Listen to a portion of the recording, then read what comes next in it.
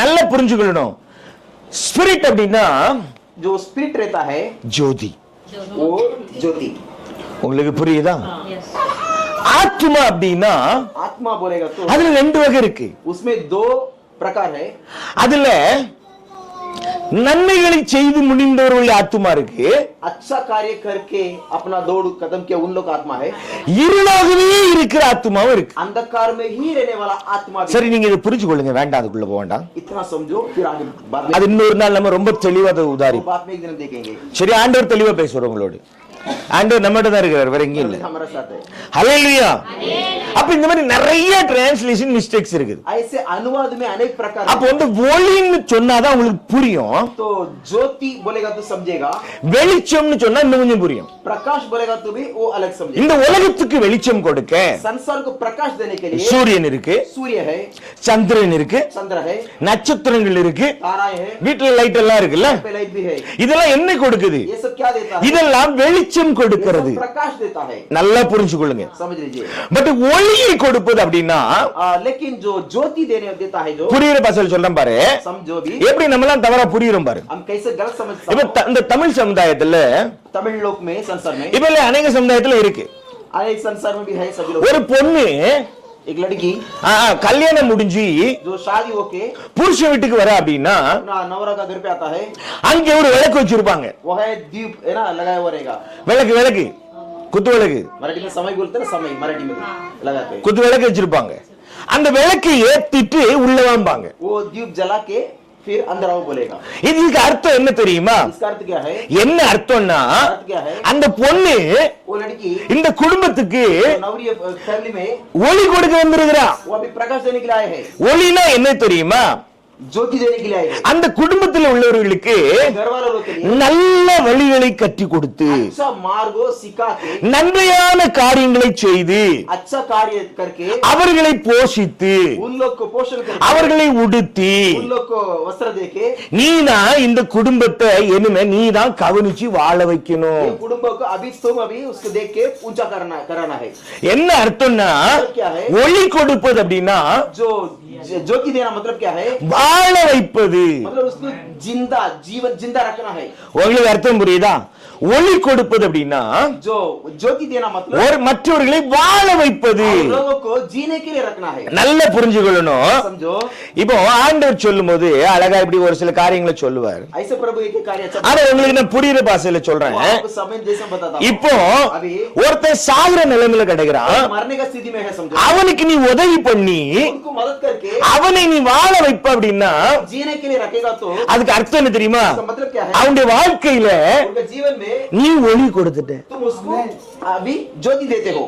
உங்களுக்கு அர்த்தம் புரியுதா? समझा? அப்ப நாம अब हम இந்த உலகத்துல இந்த சமுதாயத்துல ये संसार में இயேசு கிறிஸ்துடைய சுவிசேஷத்தை கொண்டு போறோம் அப்படின்னா यीशु का सुवार्ता लेके जाता हूं तो என்ன அர்த்தம் தெரியுமா? मतलब क्या है? அந்த இருளில் இருக்கிறவர்களுக்கு अंधकार में रहने वाले நம்ம ஒளியை கொடுக்க போகிறோம். को जो ज्योति देने वाला हूं. என்ன அர்த்தம் அப்படின்னா வாழ வைக்க போகிறோம். जीने के लिए रखने वाला हूं. நல்ல புரிஞ்சுக்கொள்ளணும். बराबर ध्यान दीजिए. மார்க் 10:45 ஆண்டவர் இப்படியா சொன்னார். मार्कुस 10:45 में लिखा है. இப்போ இயேசுடைய பிள்ளைகள்னா யாருன்னு உங்களுக்கு கற்றுக் கொடுக்கிறேன். यीशु का लोग बोले तो कौन हम सिखाता हूं. மனுஷகுமாரன் मनुष्य पुत्र ஊழியம் கொள்ளும்படி வராமல் जो सेवा कराने के लिए नहीं आया है, என்ன எப்படி வந்தாரா? ஊழியம் செய்ய வந்தாராம். सेवा करने के लिए आया है.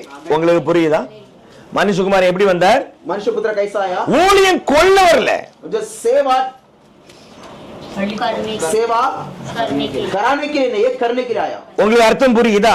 என்ன அர்த்தம் அப்படின்னா காலுக்கு மேல காலை போட்டு உட்கார்ந்துகிட்டு पैर में पैर डाल के बैठ गए, நான் பாஸ்டர், मैं पास्टर हूं, விசுவாசிகள் எனக்கு ஊழியம் பண்ணணும், विश्वास मुझे सेवा करना है, எனக்கு காணிக்கை கொண்டு வரணும், मुझे अर्पण लेके आने का है, தசமபாகம் கொண்டு வர வேண்டும். दशमांश लेके आने का है. நான் என்ன பண்ணுவேன்? मैं क्या करूंगा? சின்ன வீட்டுல இருக்கிறவன் छोटा घर पे रहने वाला பங்களா வாங்குவேன், बंगला खरीदूंगा, சைக்கிள்ல போறவன் साइकिल में जाने वाला ஏரோப்ளேன் வாங்குவேன். एरोप्लेन खरीदूंगा.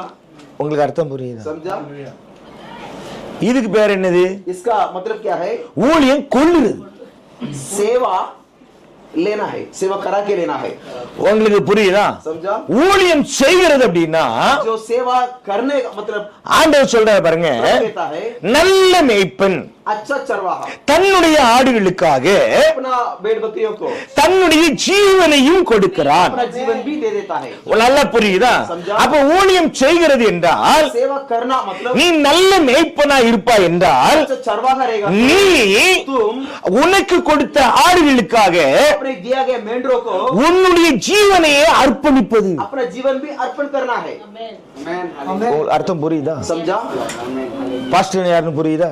अभी पास्टर कैसा कौन रहेगा?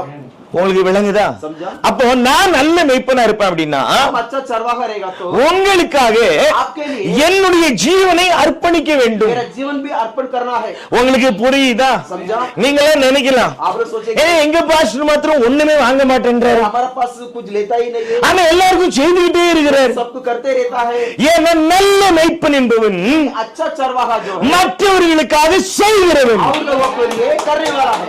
நல்ல புரியுதா? அதனாலதான் ஒவ்வொருத்தையும் சொல்லுவேன், इसलिए हर एक से बोलता வீட்டு வேலை செய்யாத, घर का काम करो मत, ஏதாவது ஒரு தொழில் பண்ணு, कुछ तो धंधा करो, நான் உனக்கு உதவி मैं பண்றேன். मदद करता हूँ, நீ தொழில் பண்ணி முன்னேறு. तो धंधा करके बढ़ो. ஏன்னா இயேசு ஜீவனை கொடுக்க வந்தவர், यीशु जीवन देने के लिए आया, வாழ்க்கை கொடுக்க வந்தவர். जीवन देने के लिए आया. வாழ்வு இல்லாத உனக்கு जो जीवन नहीं है அவர் வாழ்வை கொடுக்க வந்தவர். तो जीवन देने के लिए आया. உங்களுக்கு விளங்குதா? समझा? உங்களுக்கு விளங்குதா?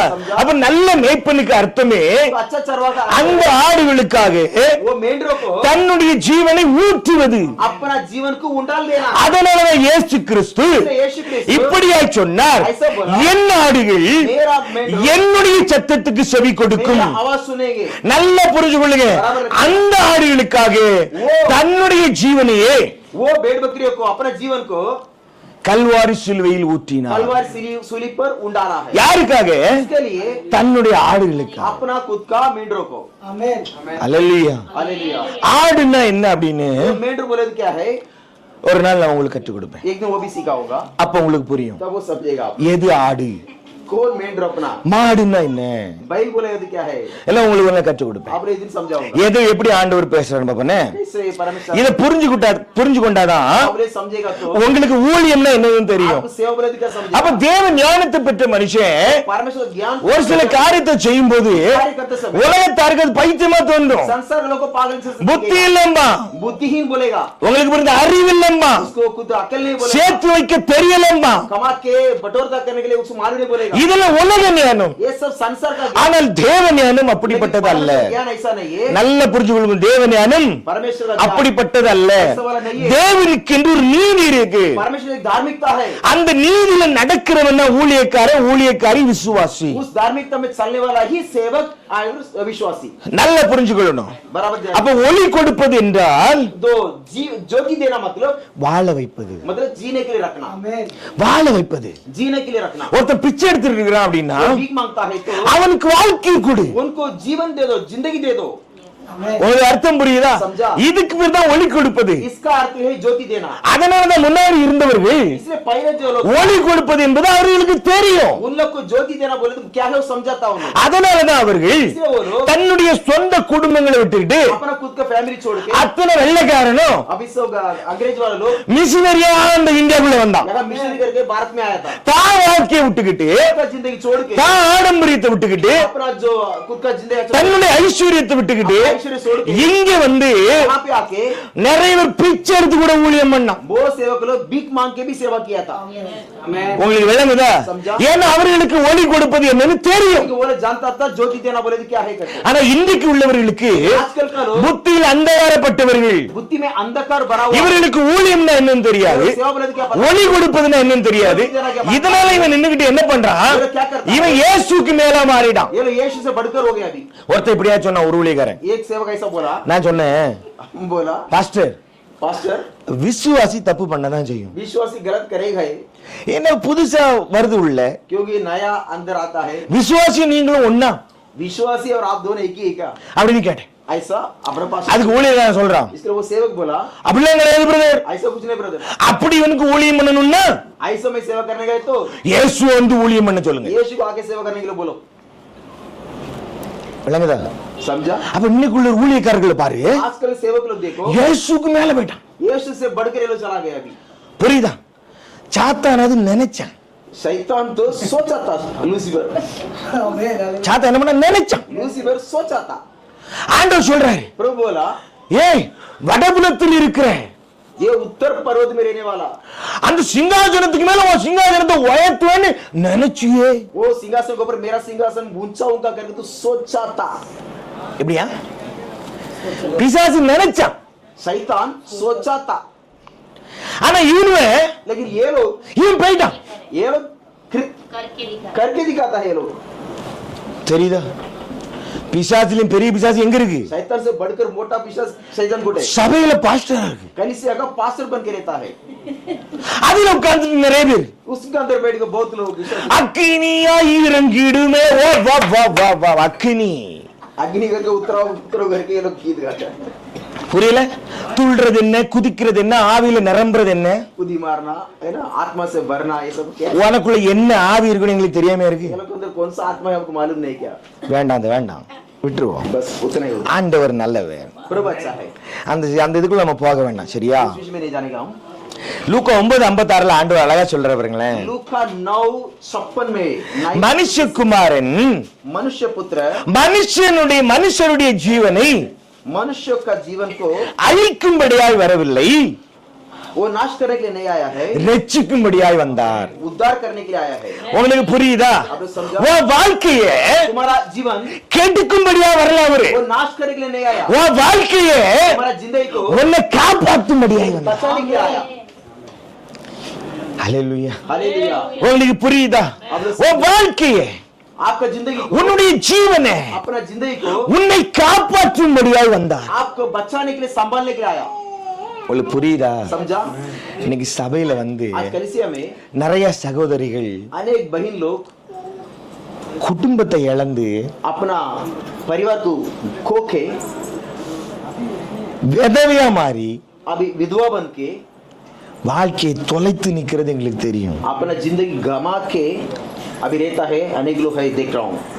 புரியுதா உங்களுக்கு? समझा? இவர்கள் ஊழியக்காரர்கள் அல்ல. ये लोग सेवक लोग नहीं है. நல்லா புரிஞ்சுக்கணும். ஊழியக்காரன் என்பவன் सेवक मतलब குடும்பத்தை சேர்த்து வைக்கிறவன்.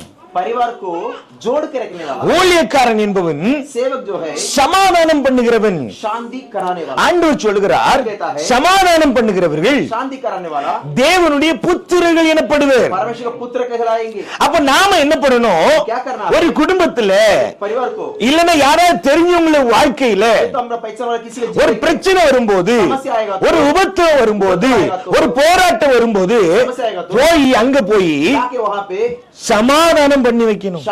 शांति कराने का है. உன் நிமித்தம் ஒரு குடும்பம் கெட்டு போச்சுன்னு வச்சுக்க, तुम्हारे निमित्त कोई परिवार नाश होएगा तो நீ பேயின்னு அர்த்தம். तुम शैतान हो. நீ சாத்தான். तुम शैतान हो. உங்களுக்கு அர்த்தம் புரியும்னு ஆண்டவர்களை விசுவாசிக்கிறேன். समझते हो? இப்ப யோவான் அழகா சொல்றாரு பாருங்களேன். जीवन अच्छा बोलता है. அது மனிதர்களுக்கு ஜீவனா இருந்ததா? वो मनुष्यों को जीवन था. அப்போ மனிதருக்கு அது ஒளியா இருந்ததுன்னா மனிதர்களுக்கு அது ஜீவனா இருந்தது. मनुष्यों का ज्योति था, मतलब मनुष्यों को जीवन. 1 யோவான் 1:1 அழகா சொல்வார். 1 யோவான் 1:1 அழகா சொல்லுவார். 1:1 पहला यूहन्ना 1:1 அழகா சொல்வார். யோவான் சொல்வார் பாருங்களேன். जीवन कहता है ஆதி முதல் இருந்ததும், उस जीवन के ஆதி முதல் இருந்ததும், आदि में था, நாங்கள் கேட்டதும், और जिसे हम सुना, எங்கள் கண்களினால் கண்டதும், और जिसे अपनी आंखों से देखा, நாங்கள் நோக்கி பார்த்ததும், और जिसे हम ध्यान से देखा, எங்கள் கைகளினால் தொட்டதுமாய் இருக்கிற हाथों से छुआ, वो ஜீவ வார்த்தை குறித்து உங்களுக்கு அறிவிக்கிறோம். उस जीवन के वचन के विषय में जो हम बताता हूं. உங்களுக்கு புரியுதா? समझा? இப்போ अभी देखिए, வார்த்தை மாம்சமாகி இயேசு என்ற வடிவில் வந்திருக்கு. शब्द देहधारी बन के यीशु के रूप से आया. இவனோட உள்ள சீசர்களுக்கு தெரியும். ये चेलों लोगों को मालूम था. இயேசு யோவானுக்கு நல்லாவே தெரியும். यूहन्ना को बहुत अच्छा मालूम था. அப்ப அவங்க எப்படி பார்த்திருக்காங்க பாருங்களேன். कैसा देखा था? அவர் சொல்றாரு, ஆதி முதல் இந்த வார்த்தை இருந்துச்சு. आदि से शब्द था. கொஞ்சம் யோசனை பண்ணி பாருங்களேன். सोच के देखिए, நம்ம கிட்ட இயேசு வந்து நின்னா எப்படி இருக்கும்? हमारा पास अब यीशु इधर खड़ा हो जाएगा तो क्या कैसा होएगा? எப்படி இருக்கும்? कैसा होएगा? எப்படி இருக்கும்? ஆண்டவரே, प्रभु ரொம்ப கஷ்டமா இருக்கு ஆண்டவரே, बहुत तकलीफ. ஒரு கோடி ரூபாய் கிடைக்காதா? 1 करोड़ रुपया दे दो. நம்ம हम लोग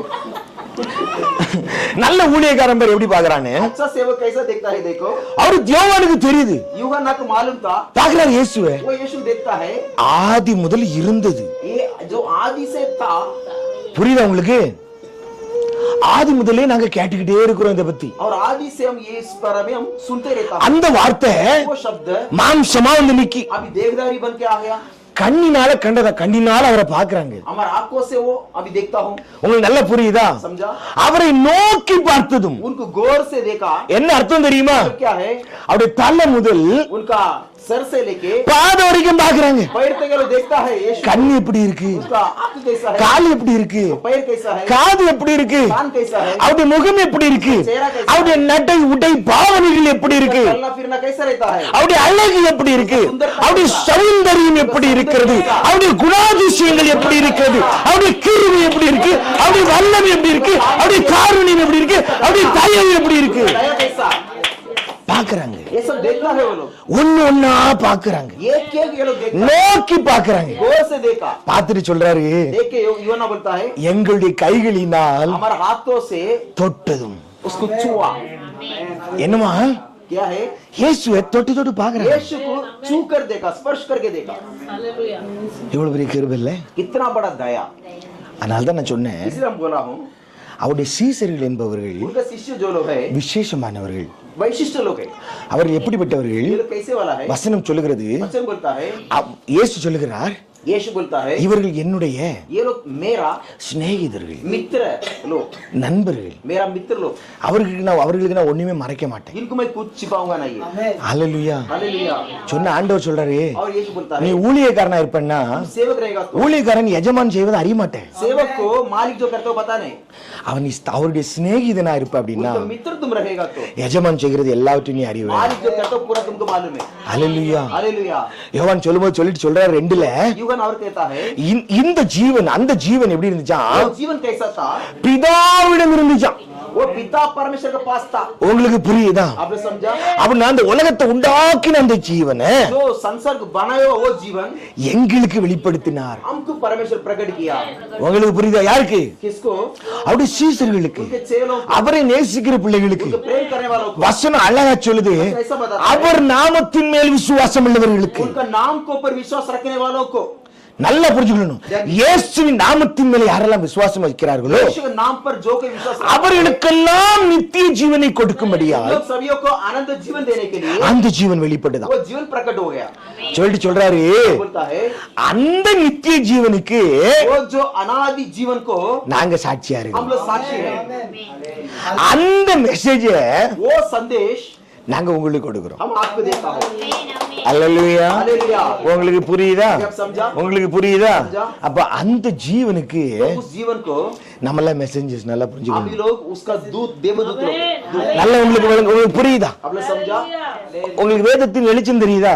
ये वचन का प्रकाश मालूम पड़ता है, ஆண்டவர் அழகுக்குள்ள வந்து பாரு. प्रभु का अंदर आके देखो। அதான் வசனம் சொல்லுது, बोलता है, கர்த்தர் நல்லவர் என்பதை प्रभु अच्छा करके ருசித்து பாருங்கள். चख के देखो, அவருடைய குணத்தை ருசிச்சு பாரு, गुणवत्ता को चख, அவருடைய அழகை ருசிச்சு பாரு, அவருடைய அன்பை ருசிச்சு பாரு. உன்னால போக முடியாது அவரை விட்டு. तुम उसको छोड़ के जा ही नहीं सकेगा। ஹல்லேலூயா. हालेलुया। பேதுரு சொன்னான், पेत्रा बोलता है, என்னைய நான் ரொம்ப ஆண்டவரை மறுதலிச்சிட்டேன், मैं प्रभु को बहुत नाकार लिया हूँ, என்னைய தயவு செய்து நேரா சிலுவையில அடிச்சு என்னை அவமானப்படுத்திடாதே. कृपा करके मुझे सूली में मार के சீதா सीधा सूली पे मार के मुझे अपमान मत करो, என்னை அவமானப்படுத்திடாதே, ऐसा मुझे अपमान, என்னை உள்ட்டா அடிச்சிருப்பா मुझे उल्टा सूली पे मारो, அப்படின்னு உள்ட்டா அடிக்கப்பட்டு செத்து போன ஆளுதான் பேதுரு. ऐसे उल्टा मार का क्यों मरा पेत्रा। ஹல்லேலூயா. हालेलुया।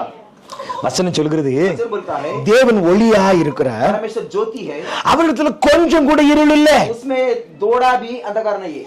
இதை इसे அல்ல 5வது வசனம் நல்லா புரிஞ்சுக்க, இதை 5 वचन ऐसा है, इसे நாங்கள் हम அவரிடத்தில் இருந்து கேட்டு, उनसे सुनकर, யார்கிட்ட இருந்து? इससे வார்த்தையாய் வந்து நிக்கிற जो शब्द करके बन के आके இயேசுவிட்ட இருந்து கேட்டு उस यीशु से सुनकर இந்த செய்தியை நாங்க உங்களுக்கு சொல்லுகிறோம். ये संदेश हम आपको देता हूँ। புரியுதா? समझा? கட்டு கதை இல்ல, ये सब गोष्ठी कहानी வாயில வந்ததெல்லாம் விடுறது இல்ல. मुंह में आए वैसे வார்த்தையா இருக்கிற சுயம் சர்வ லோகத்தை உண்டாக்கின ஆண்டவர்கிட்டே கேட்டு உங்களுக்கு சொல்லுகிறோம். आकाश पृथ्वी बनाया गया जो शब्द वो यीशु के रूप में आया, इनसे सुन के मैं बताता हूँ. ஹல்லேலூயா. நல்ல புரிஞ்சுக்கணும். आप ध्यान दीजिए. அத சொல்லிட்டு யோவான் சொல்றாரு, बोलकर யோவான் बोलता है, அவர் ஒளியா இருக்கிறது போல वो जैसे ज्योति है, நாமும் ஒளியிலே நடந்தால், हम भी ज्योति में चलेगा तो இந்த அண்டர்லைன் பண்ணிக்க, इसको नोट कर लो, நாமும் ஒருவரோடு ஒருவர் हम भी एक दूसरे से ஐக்கியப்பட்டிருப்போம். ऐक्य होके रहेंगे. ஐக்கியம் புரியல, एक होके रहेंगे.